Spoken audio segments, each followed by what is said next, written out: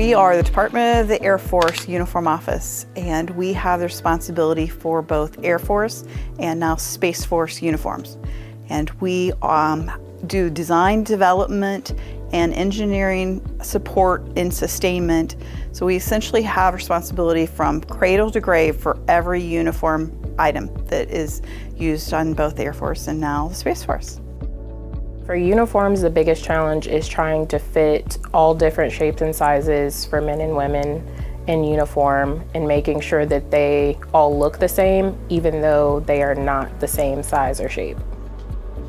We want to make sure that the Navy that is the Air Force standard, our identity, is the same in the uniform that is issued today at BMT, matches the same as someone who got their uniform 10 years ago. So in formation, they're very consistent. It's an image for the Air Force. So we work on Adobe Illustrator. We present our sketches and also work on what type of fabrics we're going to use for the samples, and also checking out any of the uniforms that we currently have and make sure that the quality is also good on those as well.